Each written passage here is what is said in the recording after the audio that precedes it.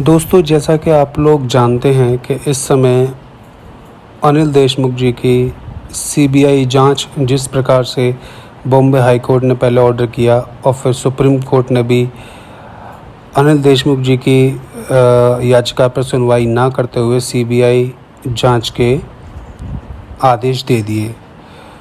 मुझे दोस्तों पता नहीं क्यों ऐसा लगता है, पुराना इतिहास अगर उठा के देखें, चाहे वो 2G स्पेक्ट्रम केस हो, आरुषि तलवार का केस हो, या आपका सुशांत का केस हो, या और भी तमाम ऐसे केसेस हैं जहां पर सीबीआई कहीं ना कहीं स्टम्प्ड हुई है, मात खाई है सीबीआई ने, और केस पूरी तरीके से सॉल्व नहीं हो पाए हैं।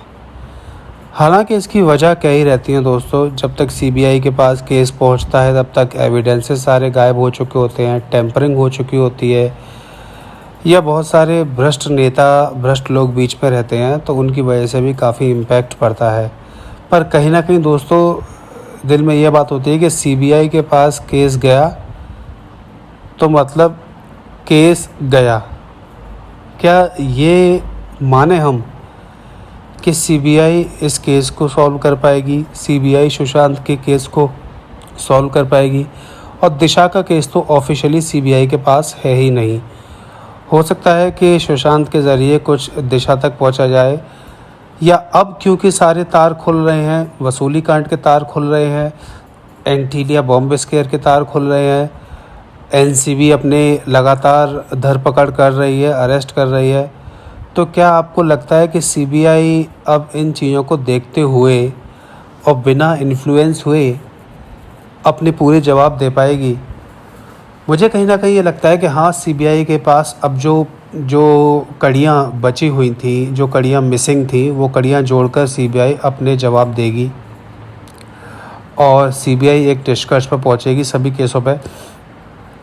हालांकि हम देख रहे हैं कि जिस तरीके से हर केस सीबीआई को दे दिया जाता है, सीबीआई पे ऑलरेडी कितना प्रेशर है, और इस प्रेशर में कितनी सटीकता से, कितनी जल्दी वो काम कर पाएंगे, क्योंकि सुशांत के केस में अभी तक कोई भी निष्कर्ष नहीं निकला है, अभी तक कोई जवाब नहीं आया है। और जिस तरीके से बॉम्बे हाई कोर्ट ने ऑर्डर दिया कि 15 दिन में अपनी प्रीलिमिनरी रिपोर्ट सौंपे। अब इस समय दोस्तों अगर हम देखें तो सारे केसेस मुंबई में ही हुए, और ये सारे केसेस मुंबई में पहले ईडी, एनसीबी, फिर एनआईए और फिर से सीबीआई, ये चारों एजेंसियां इर्द गिर्द घूमती हुई काम कर रही हैं। अब देखते हैं कितनी चतुराई से, कितनी सफाई से ये सारी एजेंसियां काम करती हुई किसी निष्कर्ष पर पहुँचती हैं।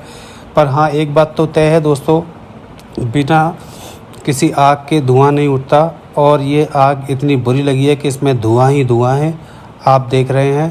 और इस धुएं को कोई भी एजेंसी इस समय लोगों के सामने आने से रोक नहीं पाएगी।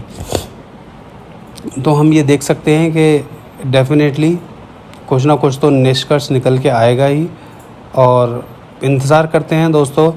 पर मेरा अभी भी यही एक थोड़ा सा दुखद होकर मुझे ये कहना पड़ता है, जब सीबीआई के पास केस जा रहा है तो जाने अब कितने दिन का इंतज़ार हमें करना पड़ेगा और कितना टाइम लगेगा इस केस को सॉल्व होने में। खैर, कुछ भी हो, सचिन वाजे ने दोस्तों हंगामा कर दिया है। सचिन वाजे से ही कहीं ना कहीं शुरुआत हुई थी इन चीज़ों की, और सचिन वाजे ही इन चीज़ों को ख़त्म भी करेंगे। तो हम तो ये मानते हैं कि सचिन वाजे भी किसी अवतार से कम नहीं है इस समय। हालांकि ये मैं एक तुकबंदी कर रहा हूँ, और आप इस तुकबंदी को समझेंगे और देखेंगे कि इस केस में आगे क्या होता है। बहुत बहुत धन्यवाद।